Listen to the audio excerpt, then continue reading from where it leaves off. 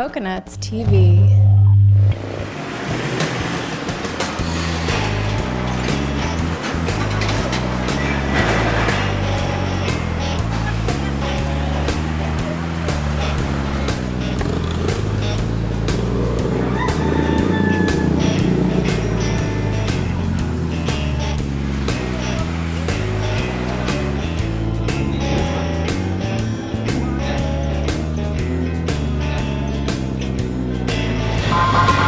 Oh, tanghali na mga kaibigan.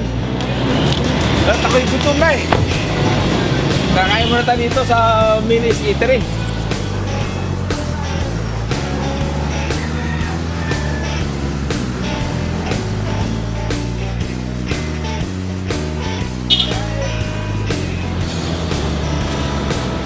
Ang in-order ko ngayon sa tanghalian ko isang gulay na sapsuy at saka isang pritong bangus. Ang madalas na kinakain ko ay gulay at saka isda. O mga kaibigan, kakain na tayo ng tanghalian natin. Ako'y gutom na. O, kain. Nag-umpisa ako kumain ng gulay nung ako'y bata pa. Hindi ako pinipilit lahat ng gulay na kinakain ko. Eh, papalay, mapait, kinakain ko pa rin yun. Dito ko sa kusyon nito, sakto lang pagkakaluto, hindi maalat. Yung gulay na kayo, sariwa pa. Kasi pag hindi sariwa, medyo lamog siya.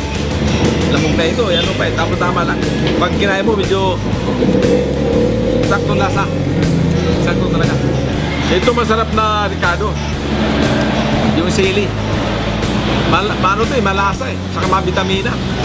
Maganda bitamina to eh. Nga talagang matikim-tikim ka sa pagsubo. Pag ang ulam ko mga pork, manok, manghihinan ako, antukin ako niyan, gusto ko matulog. O, lugi sabihin, tutulog ka eh. Pag tapos kumain. Tsaka, na medyo sumasakit ang batok. Eh, nung wala na ko sa baboy, gulay na ako, yun, medyo nawala ang sakit sa batok ko.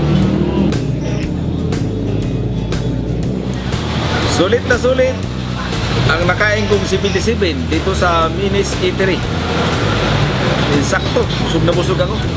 Easy lang. Mamaya alis na naman ako, bibiyahe na. Okay.